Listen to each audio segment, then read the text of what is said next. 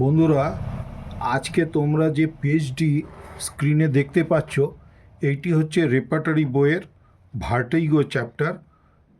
Vertigo চ্যাপ্টারের মধ্যে 99 নম্বর পেজে তোমরা হেডেক দেখতে পাবে।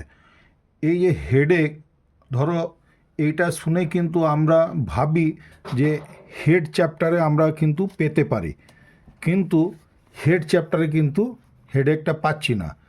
হেডেকটা কিন্তু পেতে গেলে আমাদেরকে এই ভার্টিগো চ্যাপ্টারের 99 এই পেজ নাম্বারটা খুলতে হবে। এখানে দেখতে পাচ্ছ, এখানে হেডেক বলে দেওয়া আছে।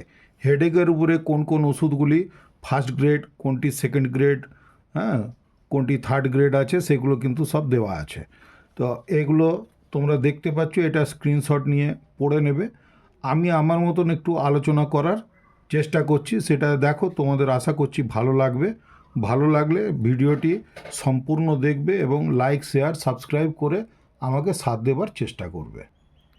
এই পেজটি ছাড়াও তোমরা এর পরের পেজেও কিন্তু কিছু মেডিসিনের গাইডলাইন এই রেপার্টরিতে পেয়ে যাবে, অর্থাৎ 100 নম্বর 100 নাম্বার পেজটিতেও কিন্তু তোমরা কিছু এখানে এটারও স্ক্রিনশট নিয়ে রাখতে পারো। দেখতে পাচ্ছ কি? দেখতে পাচ্ছ? দেখো এখানে হেডেকের এই যে হিট, তারপরে তোমার হাই, হাউস, এগুলো সব হেডলাইন দেওয়া আছে। অর্থাৎ এইগুলো দেখে নিয়ে স্ক্রিনশট নিয়ে আশা করছি পড়ে নিতে পারবে। আর তা না হলে যে যার নিজের বই তো আছে, বই দেখে দেখে পড়বে।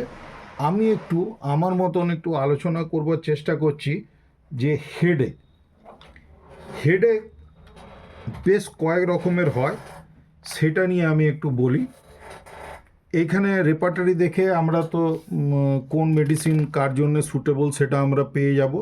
এই পেজটাও দেখতে পাচ্ছ 99 এবং 100 কেন্ট রেপার্টরি বইয়ের এই পেজটি তোমরা দেখতে পাবে।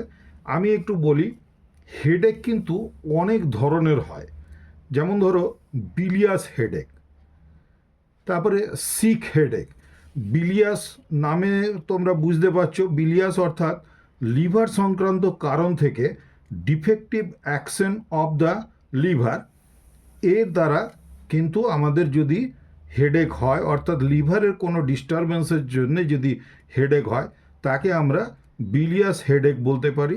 সিক হেডেক অর্থাৎ কোনো রোগগ্রস্ত পেশেন্ট যে অনেক দিন ধরে কোনো রোগে ভুগছে, তারও একটা হেডেক হতে পারে, সেখানে আমরা সিক হেডেক বলছি।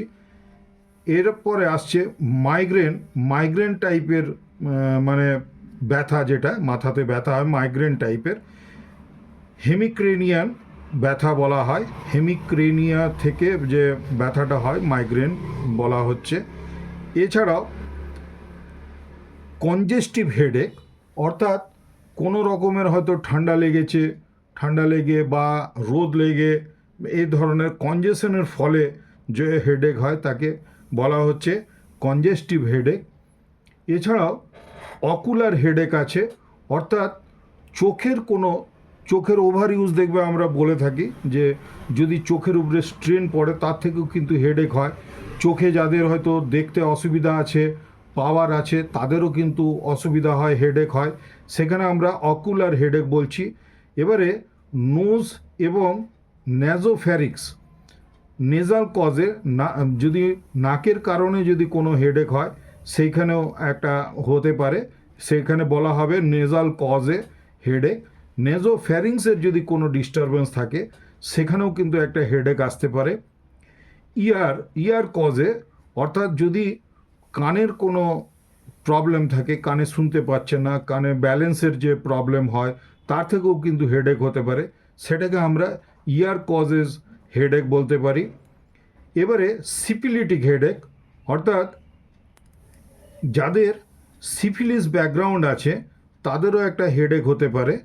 এই রকম যদি হেডেক আমরা পাই, তাকে আমরা সিফিলিটিক হেডেক বলবো।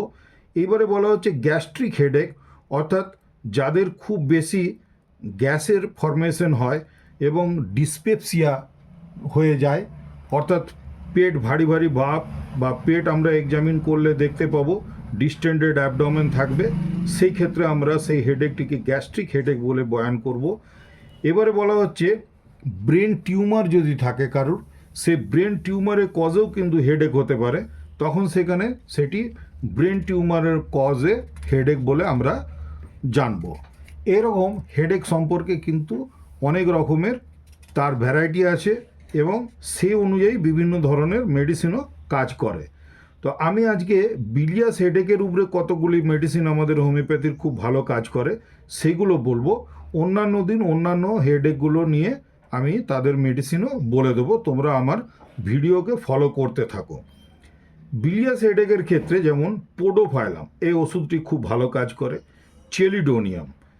চেলিডোনিয়াম তোমরা প্রত্যেকেই জানো, এটি লিভারের উপরে খুব ভালো ফাংশন আছে, অর্থাৎ বিলিয়াস হেডেকে কাজ করবে। নাক্স ভূমিকা আমাদের অলরাউন্ডার একটি মেডিসিন, নাক্স ভূমিকা এটিরও খুব কাজ আছে। আইরিস ভার্স এটি কিন্তু খুব ভালো বিলিয়াস হেডেকের ক্ষেত্রেও কাজ করে, অথবা সিক হেডেক যেটাকে বলা হচ্ছে সেই ক্ষেত্রেও কিন্তু এটি খুব ভালো কাজ করে। ইপিকাক এটিও হেডেকের উপরে খুব ভালো কাজ আছে। ইপিকাক যে হেডেক হয়তো বমির কারণে হচ্ছে, সে বমি বারে বারে বমি হওয়ার কারণে যদি হেডেক হয়, সেখানে ইপিকাকটিকে আমরা নসিয়ার জন্য খুব ভালো মেডিসিন বলে আমরা চিহ্নিত করতেই পারি।